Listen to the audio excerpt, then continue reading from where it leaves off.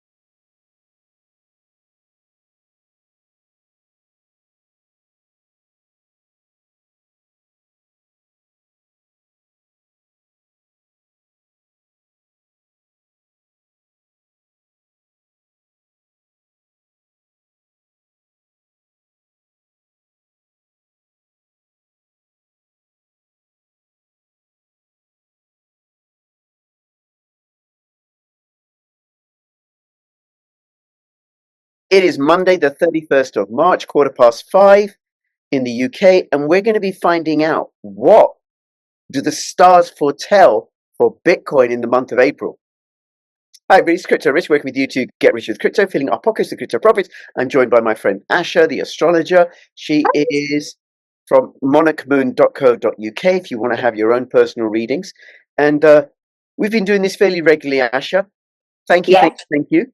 And we're going to be recording this video is about what's happening with Bitcoin in April. We can do another video, and we've already done a few videos where I give you the date and time of when a particular cryptocurrency was launched, and then you do the chart on that. Yeah. We've done this for Ethereum, Solana, Ripple, and Monero. Yeah. And you've been right each time about them. Very, very. Like I remember for Monero, you said, "Oh, this one's really secretive. It's hidden. Oh, they're not going to like this one." And then for Solana, you said, "Oh, this one's had lots of legal issues." I didn't know that, and I looked it up, and it had. I was like, "Oh my God!" So we're going to be looking at another cryptocurrency in a separate video. So please do subscribe. All that business. Do you want to say a little bit about yourself and what you do and astrology and something, and then we'll look at Bitcoin for April? Yeah, well, I love astrology because it just opens you up. It opens up your potential. It opens up your mind. It shows you that your talents and your capabilities. It also shows you challenges, what you can to tease on, expand with. So, no, I love astrology. It helps you forgive. It helps you reorient yourself. So, Okay. yeah, love it. Okay, and then you offer a service, monarchmoon.co.uk, and people can make an appointment to have a reading. What sort of readings do you do for people?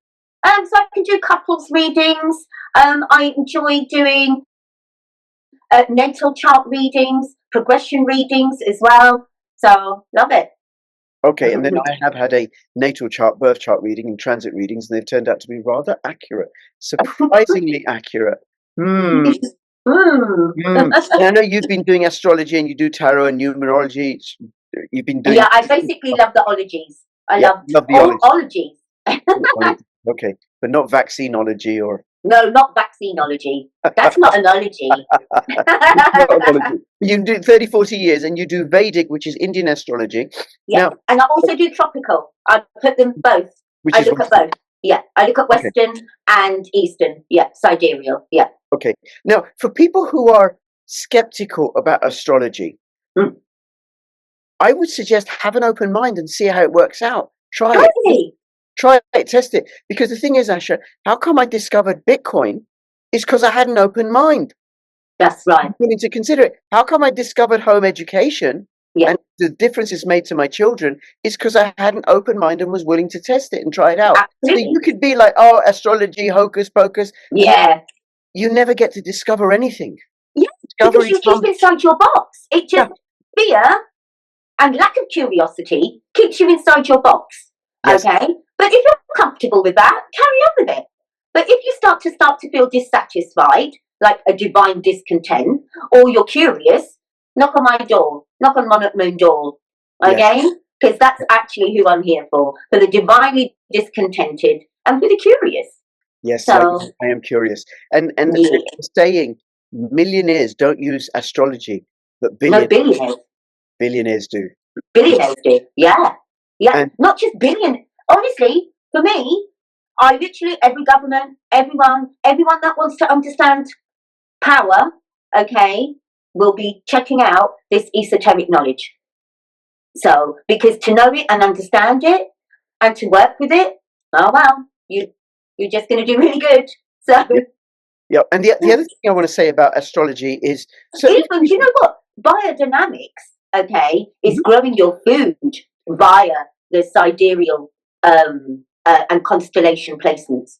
So even growing your food, even at times gone by, to be a doctor, a medical professional, you had to know that Aries ruled the head, okay, Taurus ruled the neck and the glands, the thyroid. You had to know all of that. Herbologists, okay, they use biodynamics.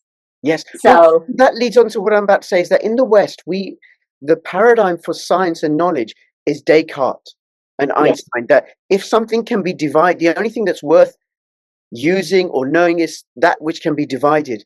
But that doesn't allow for consciousness. It doesn't Yes. allow for holistic energies. It Yes. doesn't allow for the Indian tradition of prana or the Chinese tradition of chi.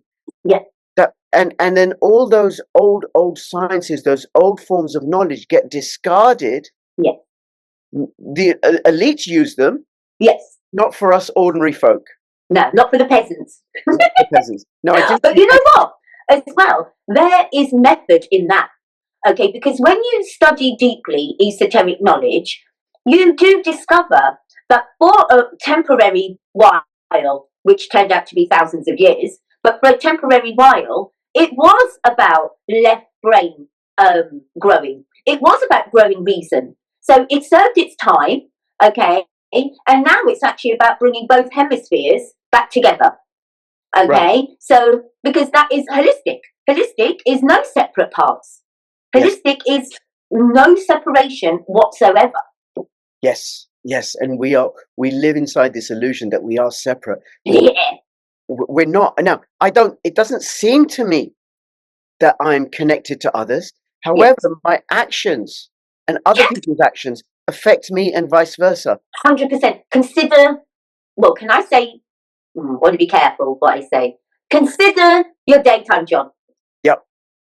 Okay, so just consider that, your daytime job, and the ramifications and the ripple effect of your daytime job. Yes. And there's no even, like, I actually feel a bit sparkly about your daytime job, because the longitude and latitude, the length, breadth and depth of what you do in your daytime job and the ramifications of that, oh my gosh, like, it's amazing. Well, So, Asha, you can say, and I'll say, so my first reading, you and I hadn't had a conversation or anything.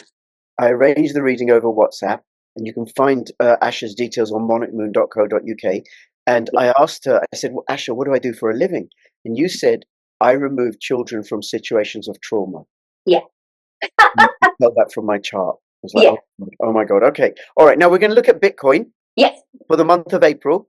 And what people who are watching this want to know, is it going to go up, or is it going to go down, or is it going to go sideways? When Lambo, or am I going to have to do with a bus ticket? You know, the when Lambo, when people, it's like people make so much money, then they can go and buy a Lambo.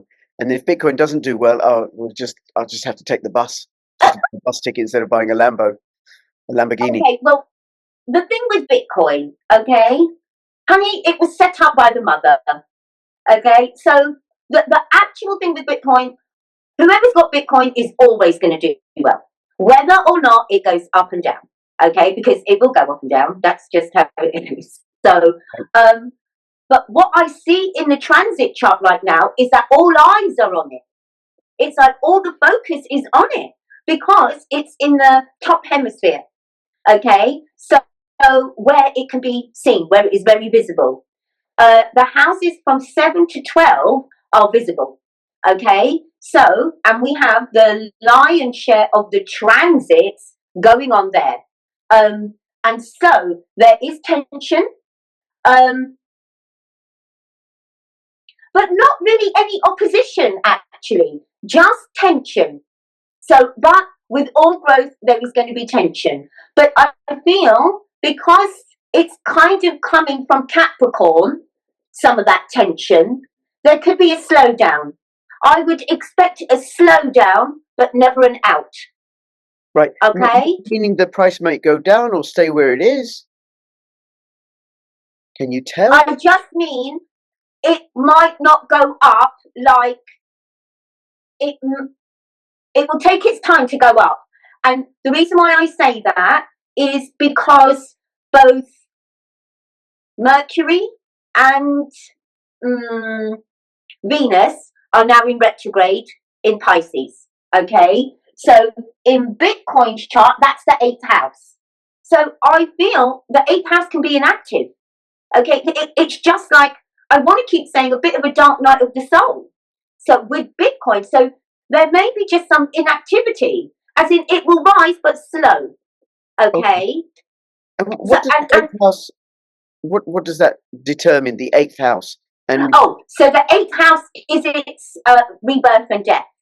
Rebirth and death. Yeah, rebirth and death. Okay. So And- I would say that right now Bitcoin is probably going through its own transitory time. Okay, and I would expect it. It's got more mature, so now it's going to have a bit of a death and rebirth because it is literally in the 8th house.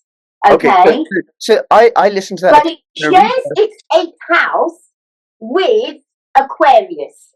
Okay, so it shares that space. Right. Okay. Now I listened to death and a rebirth like it's going to dip and then it'll go back up. Is that accurate? Yes. Okay. Yes. And then Mercury is to do with communication, and retrograde means that it occurs to us. It's going backwards. Yes. And Venus. What's Venus to do with? Okay, so Venus is also about money. Okay, because really, what we have to track the moon every 2.5 days. Okay, then we have to keep our eye on what is going on with Mercury and what is going on with Venus. All three of those are personal planets. Okay, right. And their movement is quicker. Yes. Okay, and so market-wise, the markets will be looking at those three. But then the hidden power of the markets, well, that's going to be Pluto in Aquarius. Okay, that will be Pluto. We'll come to Pluto in Aquarius in a second. So Mercury and Venus are both retrograde. Yeah, now, It means, I think it means that the influence that those planets have is negative. No, not negative. No? Just not apparent on the Earth, but definitely not negative. Right, okay. What happens is that it is a time of introspection. And I guess we have to apply that to the markets. We have to apply that to Bitcoin itself. Okay, so it's a time of introspection. It's not a time for expansion. No, right. Not a time for expansion. And moon is to do with emotions. Yeah. The moon is to do with how you feel about it. So what we're being asked right now is to stop and consider how we're feeling about it. Okay, and then also that makes me consider with Neptune now in Aries. Okay, Aries. Well, with Bitcoin, Aries is its midheaven, so it literally is going to have a firebolt up it. Okay, or some kind of revelation, some kind of feeling revelation. I almost feel it's going to get honours. I don't know how else to say it because it's literally April? Yeah, that's from now. So even I believe that Neptune is going to be in Aries for 15 years. Okay, and so over the next 15 years, maybe not 15 years. No, over the next that amount of time. Okay, it's almost like I feel like it could even get an accolade, right? There's something about it because Neptune is divine love, okay? And it is placed now on the MC, okay, in the 10th house. I feel it will just get more respect. Get more respect. Okay. Could be more and more countries deciding to hold Bitcoin. Yes, that's an accolade. That's recognition. Yes. Yeah. And from the heart, from it being earned. Okay, I guess because of its reputation, because of it's actually been quite pure. I feel, well, it has been because it was the first one. So whenever we're talking about Bitcoin, we're talking about the pioneer. Also, when I look at Bitcoin's chart, what I notice is that it's a cardinal cross. Okay, so it was here to initiate. It's here to initiate. Okay, right. And so because of it, it's initiative. How else can we say about it? It will always be referred to. It's the grandmother and the grandfather of alternative coins, alternative currency. It absolutely is. It's the mothership, right? It moves the whole market. It's the mothership, 100% the mothership. Okay, so hold on, Asha, let me move this on because I don't want this to be too long because and then I want people to come back for the other video, right? So Neptune in Aries. Neptune is a slow-moving planet. Very slow. Aries means in the long term, it's going to be, it's very positive for Bitcoin. And then Pluto and Aquarius, Pluto's even slower moving. So what does that signify, Pluto moving into Aquarius? Okay, well, for me, Aquarius is the home of alternative currency. Okay, so then to have Pluto there. Again, it is suggesting that whenever Pluto is, expect death and rebirth. Expect that. So it seems like a death and rebirth of the way that we handle finance. So the death of fiat currencies, the current monetary model, because that is dying because of all the overprinting. It is. And so what I feel is that actually, I feel the governments have to bow to it. I don't know how else to say it. Okay, I don't know how else to say it. It's like the government will have to give it its respect. They have to give it its due. Yes, they have to give it its due, its respect. They won't like it, but tough titties, because it's what it is, and it's so pioneering. It's so here, and I would say it's here at least another 20 years, because Pluto's in Aquarius for about 20 years. So with its backward and forward, okay, because remember Pluto, like all the planets, will have its, direct, its stationary, and its retrograde motion. Okay, so, and that is the rebirth, the death, the resurrection. Okay, and the whole point is to bring it into partnership, because oh my gosh, yeah. Okay, so because the seventh house is involved as well. And so where we look and we go, oh, the seventh house, that's partnership. So it's about alternative currency in partnership to grow for the kingdom, for the growth of the kingdom. That's amazing, because I'm listening to you and I'm thinking about you're very generous to give me individual readings every now and then and stuff, and how it turns out to be accurate, and you're applying the same skill and capacity that you have to this digital construction. Yeah. And I can hear what you're saying. So let me break it down, which is, so in the long term, it's really, really positive for Bitcoin. Yes. Yes. Right? Really, really positive. Really. Because we've also got Park Fortune. Okay. We've got Park Fortune there. So, yeah. Mm-hmm.